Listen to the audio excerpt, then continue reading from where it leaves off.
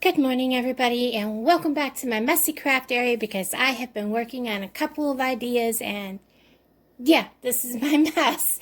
And I've spent like over half an hour trying to get this to come out the way I wanted to.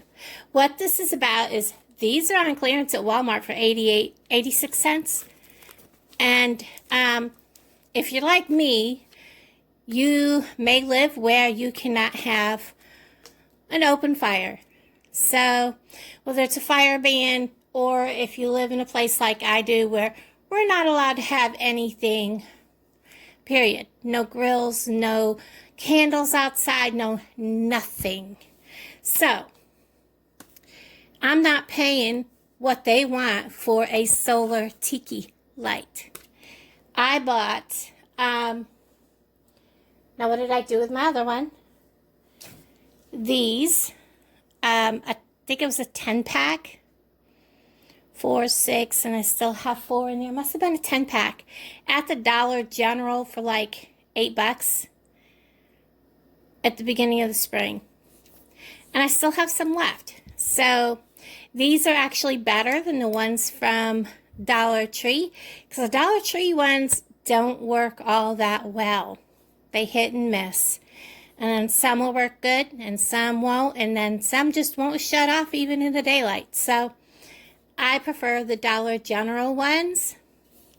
Just saying. We do not need the stems. Get rid of it. We're just using this part here. The tiki torch. We're not using the lighted container. Don't throw it away. Keep it. You may want it for something else down the road. And what we're doing is we're going to turn it into a solar tiki light. And it's actually quite simple. First step we're going to do is we're going to remove this plastic.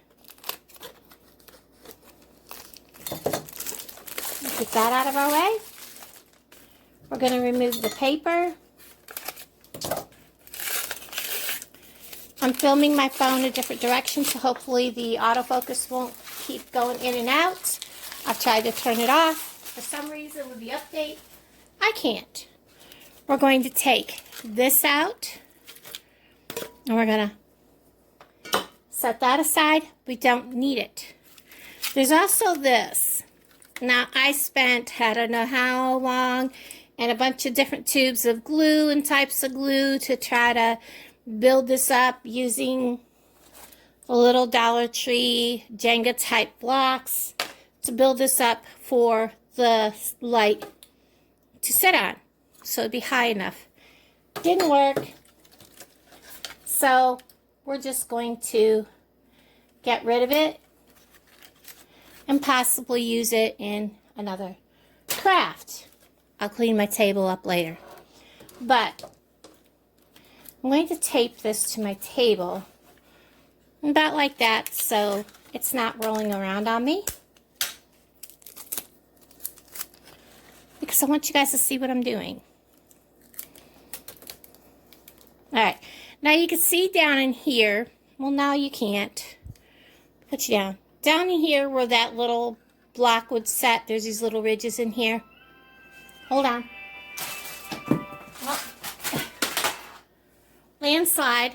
I had my phone sitting on stuff and everything went flying. That's where that little block would have sat. What we're going to do is I went and ended up getting some of this floral stuff, and I measured how high I needed it, which is I don't know if I cut off a big enough piece here. Oh yeah, it's big enough. This big, this tall, for the light to sit on top of. And I'm going to wedge this because this is too wide once it gets down here. So we're simply going to take a knife and we're going to take just a little bit off the top, not a lot, and a little bit off the bottom, not a whole lot. And I love this stuff because I can shave it to the shape I want.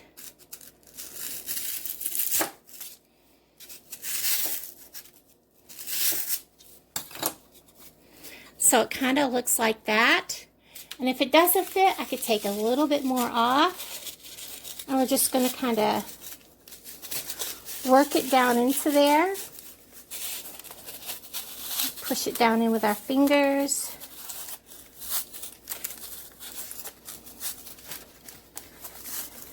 And it needs a little more to come off, so we're going to push it back up out. Now, these are all different sizes. So, take a little more off towards the bottom, because that's where it got really narrow. Like I said, these are all different sizes down here. So, one might be one size, one might be the other.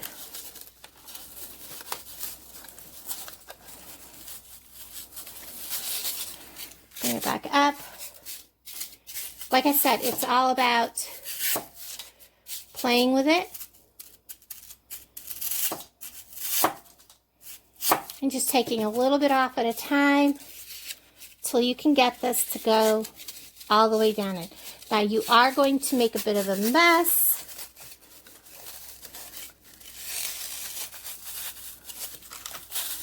Because this is floral foam. And we have that down in there. Get this up where you can see it. Alright, now I'm going to put this back. Because the next part, I need you to see what I'm doing. I'm going to tape this back to the table.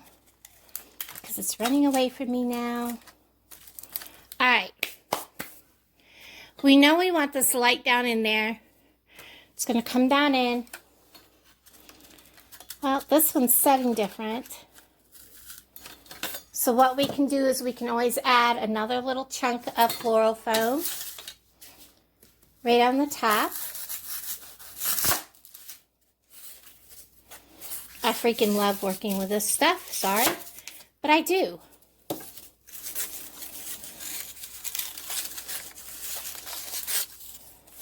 It's a little too big. Take a little off. I'm just going to add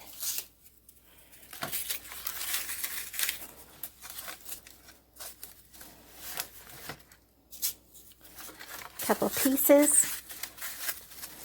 Like I said, they're all a different size. So it's, well, that ain't gonna work.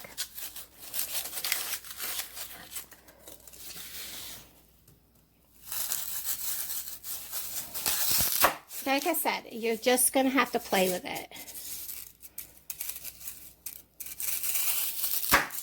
We're just gonna use this whole chunk right down in on top. There we go. And they're all a different size, like I said. So, I want it like that, so you can see the light up above. Now, we want this to stay put. You can use one of these little skinny floral wires that come like 88 cents or 98 cents. I have an abundance of these that are wrapped. I'm going to use one of these, because I have more of these than I do the skinny green ones. And I'm going to make my loop first. And put it around. And then draw my loop around my light. I didn't do that with the first one, and I should have. And then I'm going to, well, I need to stand this up to do this. What you're basically going to do is weave it through underneath here. And it's stiff wires, so it's hard to get it going from the inside. and bring it out. You're going to do the same with the other side. Bring it through underneath, because see there's this wire piece right here. That's what you're going to do.